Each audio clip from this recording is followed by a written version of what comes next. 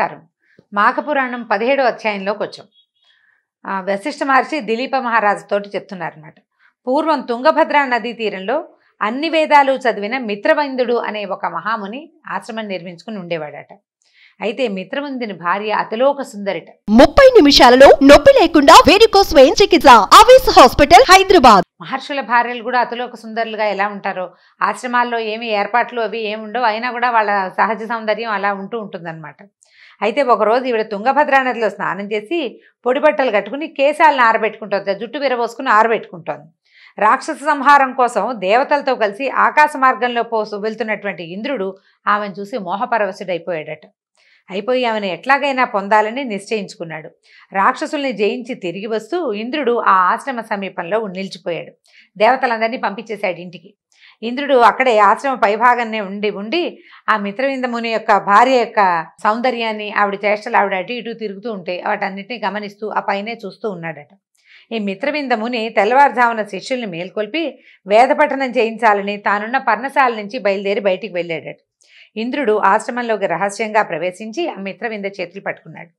ఆమె విడిపించుకుని పోతుంటే ఆమెకి తనెవరో నేను ఇంద్రుడినని తెలియజేశాడనమాట. తెలియజేసి తన కోరికను తీర్చమన్నాడు. ఆవిడ సౌందర్యానికి చాలా మెచ్చుకున్నాడు.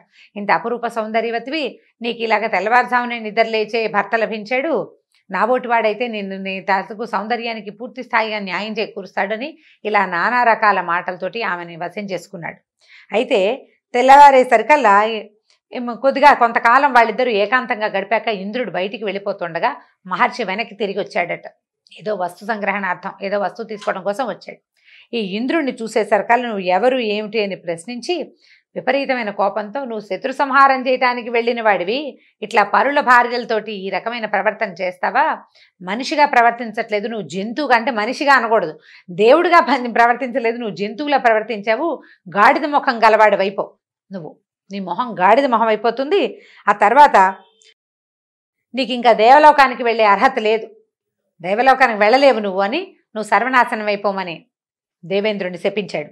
ఆ తర్వాత ఏం చేశాడు, ఈ భార్యని కూడా శపించి ఆమెని పాషాణం రాయి అయిపోమని భార్యని శపించి ఆ చోటును విడిచిపెట్టి ఆ గంగా తీరానికి వెళ్ళిపోయి కొంతకాలం తపస్సు చేసుకుని యోగశక్తితోటి దేహాన్ని విడిచేసి పరమాత్మలో లీనమైపోయాడు. ఇలాంటి కథ మనం ఒకటి విన్నాం కదా అని మీకు గుర్తొస్తుంది. ఇది ఆ కథకి రిలేటెడ్గా కాదు, కొంచెం విడిగా చెప్పబడింది అనమాట. అక్కడి నుంచి మునిశాపం వల్ల ఇంద్రుడి మొహం మాత్రం గాడిద ముఖమైంది, శరీరం అలాగే ఉందన్నమాట. అక్కడి నుంచి ఏమైంది, అక్కడ ఉండటానికి సిగ్గుపడి ఈయన ఏం చేశాడు, ఇంద్రుడు అక్కడే ఎక్కడ ఉంటాడు, ఆశ్రమంలో అందరూ ఈయన గుర్తుపట్టేస్తారు కదా, దాంతో పారిపోయి అక్కడ ఒక పర్వతంలో ఒక కొండ గుహలోకి చేరిపోయాడట. ఆ గుహ లోపల ఉంటూ అక్కడ దొరికిన గడ్డి తింటూ అలాగే బతుకుతూ వచ్చాడట. అతను అట్లా 12 సంవత్సరాలు, అంటే మానవ సంవత్సరాలు అనమాట, దేవతల రోజులు వేరు కదా, 12 సంవత్సరాలు గడిపాడు. అయితే రాజులేని స్వర్గం మీద రాక్షసులు దండయాత్రకు వచ్చి దేవతలతో యుద్ధం చేస్తున్నారట. తర్వాత దేవతలు రాక్షసులతో యుద్ధం చేయలేకపోయారు. రాజు లేకపోతే ఏం చేస్తారు, నాయకత్వం ఉండాలి కదా. అక్కడి నుంచి వీళ్ళు తమ ప్రభు అయిన ఇంద్రుడి కోసం వెతకడం మొదలుపెట్టారు. ఎంత వెతికినా ఇంద్రుడు వాళ్ళకి కనపడలేదు. స్వర్గానికి తిరిగి వచ్చారు. రాక్షసులు మళ్ళీ వాళ్ళని తరిమి కొట్టారు. దేవతలు ఇంద్రుడిని వెతుకుతూ నదీ తీరాలందు, సముద్ర తీరమందు తిరుగుతూ ఉన్నారు. అయితే ఏమైంది, అది మాఘమాసం అవటం వల్ల మాఘమాసంలో నదీ స్నానం చేసి తిరిగి వస్తున్నటువంటి మునులని చూశారట దేవతలు. మాఘమాస మహిమని ముచ్చటించుకుంటున్నటువంటి మునులకి నమస్కరించి, మీరు చేసే వ్రతం ఏమిటండి, ఏ వ్రతం గురించి మీరు మాట్లాడుతున్నారు, మీరంతా ఇంతమంది సమూహంగా ఎందుకు వెళ్తున్నారు, ఏమిటి ఈ వ్రతము, ఏం కథ అని వివరంగా కనుక్కున్నారనమాట. అడిగితే దేవతలారా వినండి అని చెప్తున్నారు వ్రతం. దేవతలకి మునులు ఇలా చెప్పారు, ఏమని, మేము చేసే వ్రతము మాఘమాస వ్రతం. సూర్యుడు మకర రాశి యందుండగా ప్రాతకాలమున నదీ తటాకాదుల యందు స్నానం చేయటము, శ్రీ మహావిష్ణువు యొక్క పూజ, పురాణ పఠనము, యథాశక్తి దానము, దీనివల్ల దుర్లభమైన మోక్షం కూడా సులభమవుతుంది. అయిన తర్వాత మాఘమాసమును చేసిన మాధవ స్మరణ సర్వ పాపాలన్నీ నశింపజేస్తుంది. మాఘమాసము స్నానము, పూజ మొదలగు చేయువారి అదృష్టము అనంతం. మాఘమాసంలో స్నానం చేయగలిగేవాడిది, పూజ చేయగలిగేవాడిది కూడా.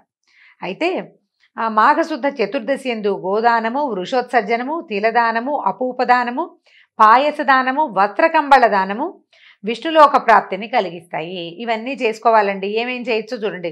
శుద్ధ చతుర్దశి ఎందుట గోదానము, వృషోత్సర్జనము, తిలదానము, అపూపదానము, పాయసదానము, వస్త్రకంబళాల దానము విష్ణులోక ప్రాప్తిని కలిగిస్తాయి. ఇవన్నీ చేయొచ్చు. అక్కడి నుంచి మహావిష్ణువు దయ వల్ల సర్వలోకములు సులభములై ఉండును అంచు మునులు దేవతలకు మాఘమాస మహిమని చెప్పారు. దేవతలు దివ్యమునుల మాటలు విని మాఘ స్నానమును సముద్రమును చేసి మహావిష్ణువుని అర్చించారు.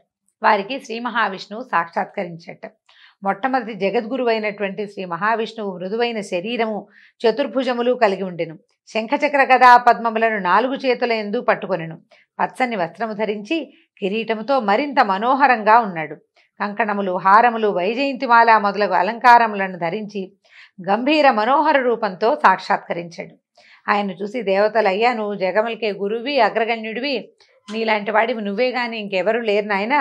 మేమందరం అంటే 4 ముఖాలు కలిగిన బ్రహ్మ కూడా నిన్ను పొగడ్డానికి సరిపోయేవాడు కాదు. ఏకముఖం కలిగిన వాళ్ళం మేమెంత. నువ్వు మహానుభావుడివి, నువ్వు సచ్చిదానంద రూపుడు అని నానా విధాలా భగవంతుడిని స్తోత్రం చేశారు. చేసి ఏం చెప్పారంటే, ఇప్పుడు నువ్వన్నీ నువ్వే సృష్టించావు, ఇంద్రుడిని కూడా నువ్వే సృష్టించావు, కానీ ఇప్పుడు అతడు మాకు కనపడడం లేదు, ఇంద్రుడు లేడు.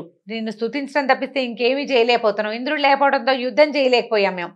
రాక్షసులు మమ్మల్ని తరిమి కొట్టి అమరావతిని ఆక్రమించేశారు. ఇంద్రుడు ఏమయ్యాడో తెలియలేదు.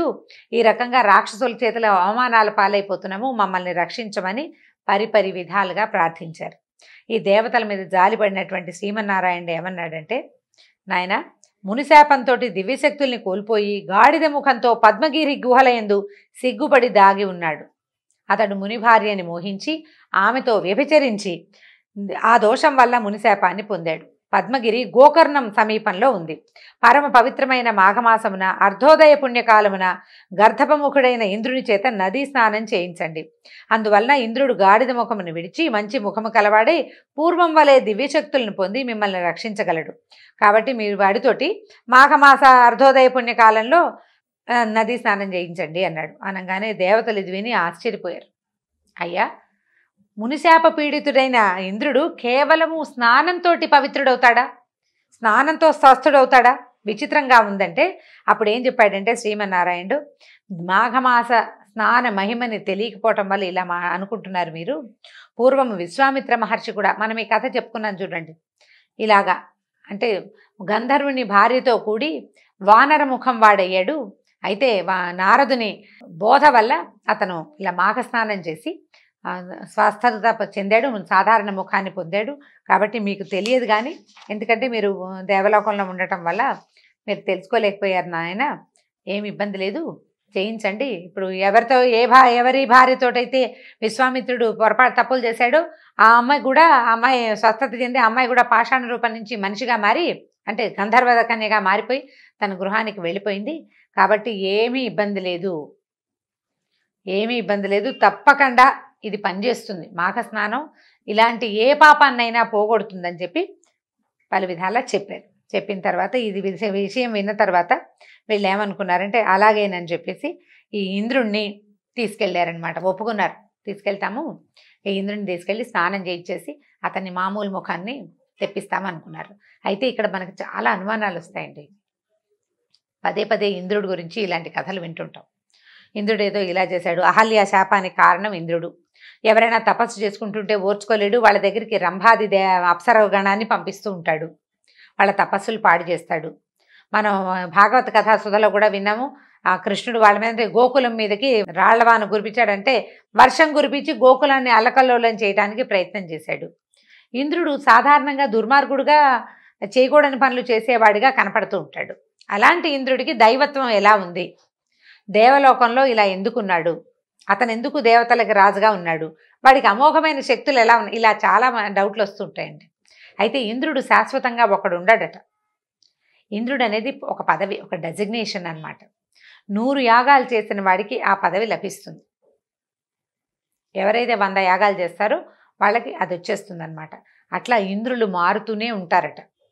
అయితే ఇప్పుడు ఇవన్నీ దుర్లక్షణాలు ఉన్నా కూడా వాడికి మంచి లక్షణాలు అతనికి చాలా ఉన్నాయి. అతనికి మంచి లక్షణాలు చాలా ఉన్నాయి. ఈ దుర్లక్షణాలని మనకి ఎందుకు చెప్తారంటే, ఎంత పెద్ద పదవిలో ఉన్నా కూడా బుద్ధి అప్పుడప్పుడు చిన్నదైపోతుంది, చేయకూడని పనుల వైపుకి మనల్ని ప్రేరేపిస్తూ ఉంటుంది.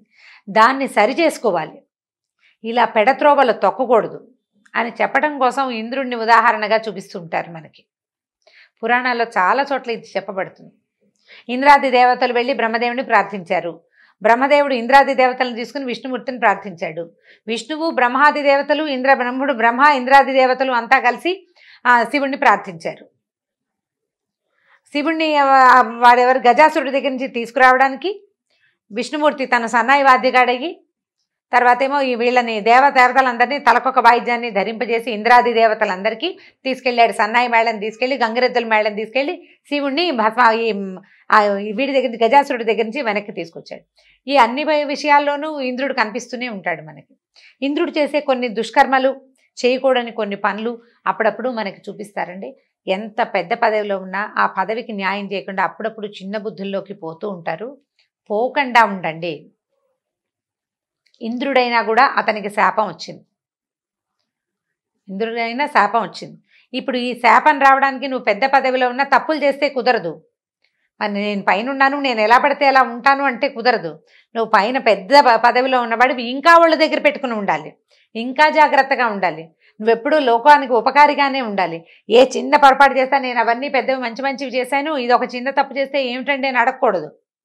చిన్న తప్పైనా ఇంద్రుడి లాంటి వాడికి కూడా, అంత పెద్ద పదవిలో ఉన్నవాడికి, దేవతలందరికీ అధినాయకుడైన వాడికి కూడా శాపం తప్పదు అని చెప్పడం కోసమే ఈ ఇంద్రుడి కథలు మనకి తరచూ చెప్పబడతాయండి. దాని మీద పెద్దగా మనం ప్రశ్నలు వాటికి ఏమి తావు ఇవ్వకూడదు. మనం ఒకసారి ఆలోచిస్తే మనకే అర్థమవుతుంది. దీంతో 17వ అధ్యాయం పూర్తయిందండి. 18వ అధ్యాయంలో రేపొద్దున మళ్ళీ కలుసుకుందాం. నమస్కారం.